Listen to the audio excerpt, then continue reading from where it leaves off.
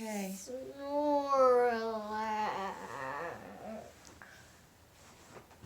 Okay, and with that introduction, we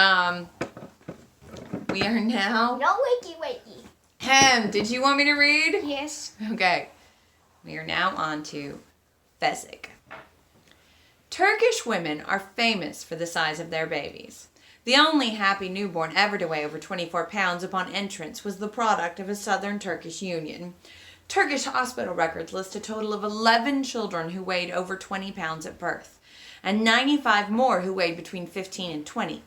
Now, all of those 106 cherubs did what babies usually do at birth. They lost 3 or 4 ounces, and it took them the better part of a week before they got it totally back. More accurately, 105 of them lost weight just after they were born. Not Fezzik. His first afternoon, he gained a pound. Since he weighed but 15, and since his mother gave birth 2 weeks early, the doctors weren't unduly concerned. It's because you came 2 weeks too soon, they explained to Fezzik's mother. That explains it.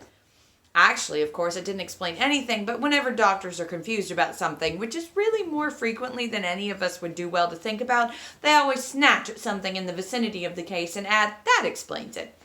If Fezzik's mother had come late, they would have said, well, you came late, that explains it. Or, well, it was raining during delivery, this added weight is simply moisture, that explains it. A healthy baby doubles his birth weight in about 6 months and triples it in a year. When Fezzik was a year old, he weighed 85 pounds. He wasn't fat, understand. He looked like a perfectly normal, strong, 85-pound kid. Not all that normal, actually. He was pretty hairy for a 1-year-old. By the time he reached kindergarten, he was ready to shave. He was the size of a normal man by this time, and all the other children made his life miserable.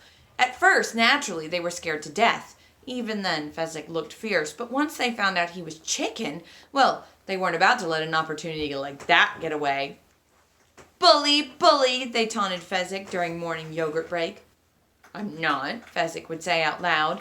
To himself, he would go, woolly, woolly. He would never dare to consider him a poet because he wasn't anything like that. He just loved rhymes. Anything you said out loud, he rhymed it inside. Sometimes the rhymes made sense, sometimes they didn't. Fezzik never cared much about sense. All that ever mattered was the sound. Coward, Toward. I'm not. Then fight, one of them would say, and would swing all he had and hit Fezzik in the stomach, confident that all Fezzik would do was go, oof, and stand there, because he never hit back no matter what you did to him. Oof! Another swing. Another. A good stiff punch to the kidneys maybe a kick in the knee. It would go on like that until Fezzik would burst into tears and run away.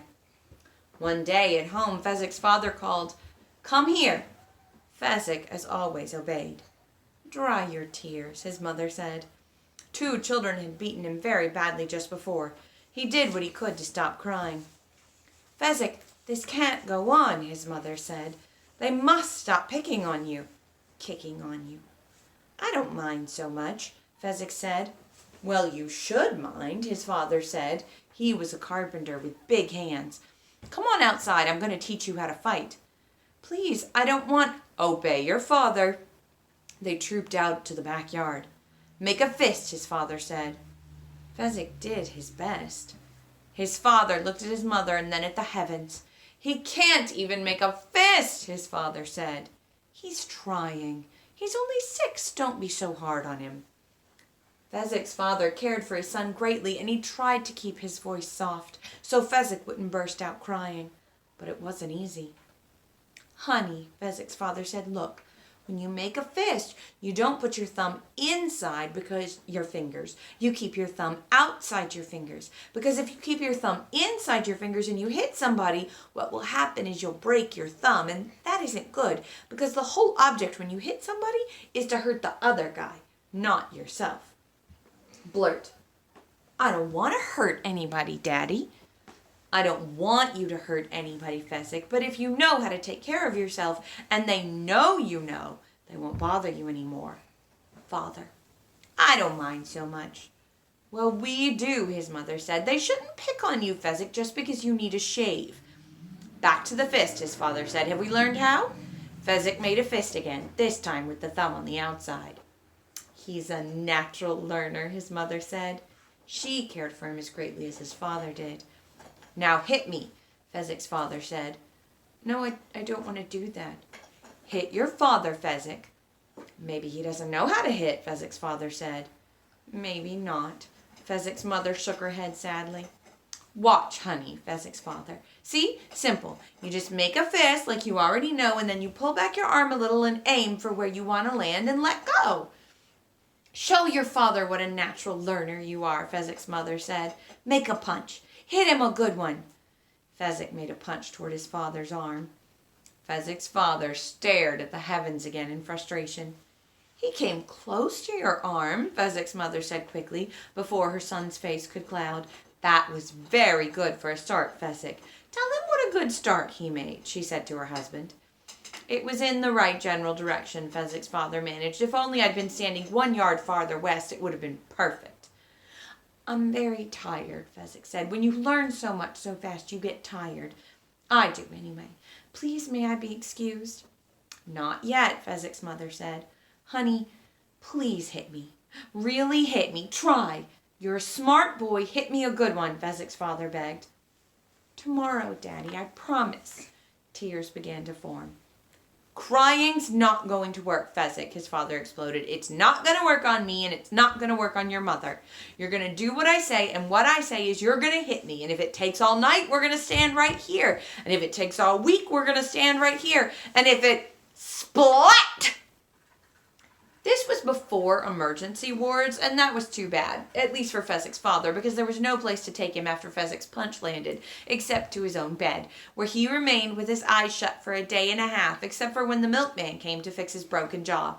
This was not before doctors, but in Turkey they hadn't gotten around to claiming the bone business yet.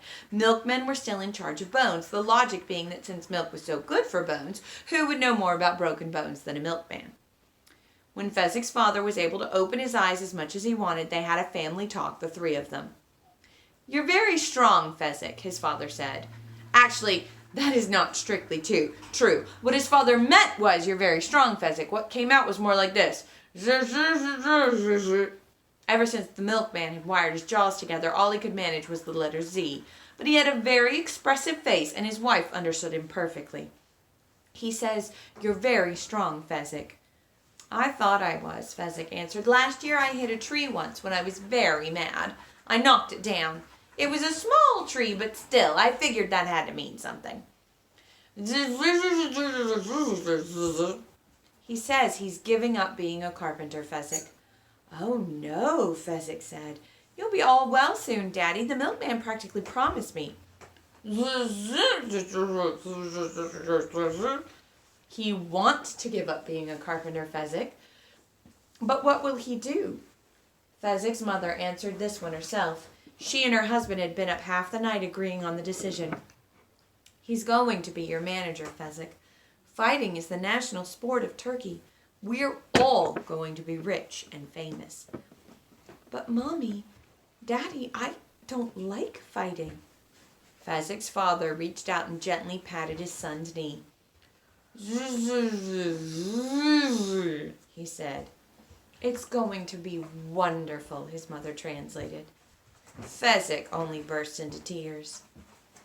They had his first professional match in the village of Sandiki on a steaming hot Sunday. Fezzik's parents had a terrible time getting him into the ring. They were absolutely confident of victory because they'd worked very hard. They'd taught Fezzik for 3 solid years before they mutually agreed that he was ready. Fezzik's father handled tactics and ring strategy, while his mother was more in charge of diet and training, and they had never been happier. Fezzik had never been more miserable. He was scared and frightened and terrified, all rolled into one. No matter how they reassured him, he refused to enter the arena, because he knew something. Even though outside he looked 20, and his mustache was already coming along nicely, inside he was still a 9-year-old who liked rhyming things. No, he said, I won't, and you can't make me. After all we've slaved for these 3 years, his father said. His jaw was almost as good as new. Now, he'll hurt me, Fezzik said. Life is pain, his mother said. Anybody that says different is selling something. Please, I'm not ready. I forget the holds. I'm not graceful, and I fall down a lot. It's true. It was. Their only real fear was, were they rushing him? When the going gets tough, the tough get going, Fezzik's mother said. Get going, Fezzik, his father said. Fezzik stood his ground. Listen, we're not going to threaten you, Fezzik's parents said, more or less together. We all care for each other too much to pull any of that stuff. If you don't want to fight, no one's going to force you. We'll just leave you alone forever. Fezzik's picture of hell was being alone forever. He had told them that when he was 5. They marched into the arena then to face the champion of Sandiki, who had been champion for 11 years, since he was 24. He was very graceful and wide and stood 6 feet in height, only half a foot less than Fezzik. Fezzik didn't stand a chance. He was too clumsy. He kept falling down or getting his holds on backwards, so they weren't holds at all. The champion of Sandiki toyed with him. Fezzik kept getting thrown down or falling down or tumbling down or stumbling down. He always got up and tried again, but the champion of Sandiki was much too fast for him and too clever and much, much too experienced. The crowd laughed and ate baklava and enjoyed the whole spectacle until Fezzik got his arms around the champion of Sandiki. The crowd grew very quiet then. Can I brush your hair? Sure. Fezzik lifted him up.